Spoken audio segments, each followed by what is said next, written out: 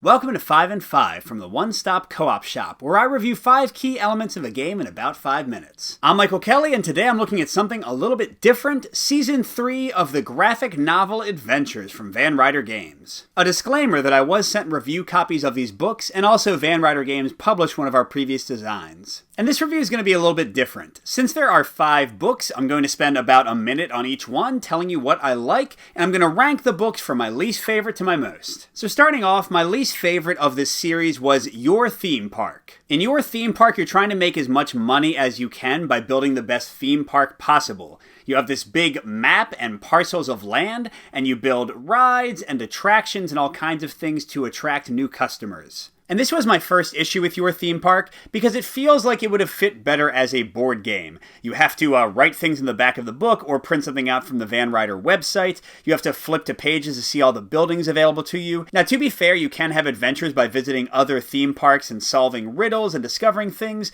and that'll often give you discounts for your own park stuff, or give you money to buy better things, and that is pretty cool, but I feel like I would have rather just done one or the other. The theme park building as a board game, or just an adventure book where I go through different theme parks. As it is, it feels like an odd mishmash and didn't work that well for me. My number 4 book was Hold Up, where you control a robber, picking different locations to steal from, and the ways you want to break in. And right off the bat, I like the core gameplay here better than in Your Theme Park, because it is one key thing. You're picking locations. Each of them is a little adventure unto itself, where you make a few choices, you bring different equipment with you, you can play different difficulty settings and have higher or lower skills that'll allow you to access different stuff there. Playing through each of these little robbery adventures can be fun, and there's a nice amount of variety and replay because there's more places than you can get to in one single play, and most of the jobs have 2 or 3 different ways to resolve them, so you've got a nice amount of replayability, and if you want to really chase down the ideal path to get the most money possible, you can definitely play this one over and over again. So quite honestly, the main reason this one didn't appeal to me too much is because of the theme and the violence.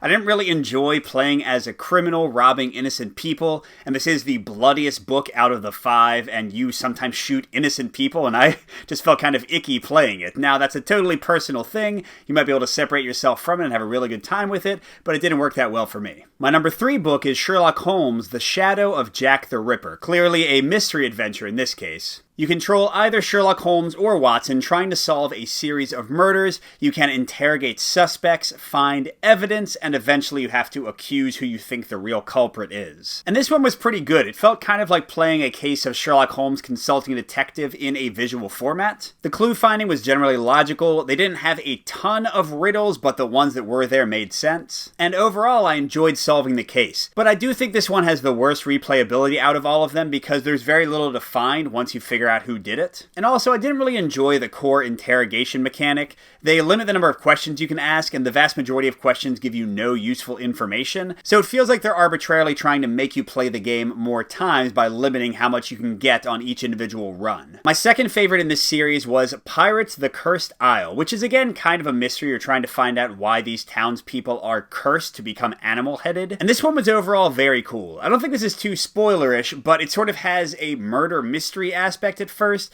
and then transitions to a more traditional adventure, and there is a ton of stuff to discover, like so many secrets, and some of them total red herrings, but they're still fun to investigate. Definitely the longest one, and they kind of segment things, unlike Sherlock Holmes, which feels a bit more all or nothing, so even if you get part of the mystery wrong, it's quicker to jump back in, you don't have to repeat as much stuff. Now, on the negative side, they have basically the same interrogation system as Sherlock Holmes, and it's not really any better here, but it's less an important part of the overall story. And also they try to shoehorn in this character selection and attribute system that matters like 0% of the time, or almost 0% of the time.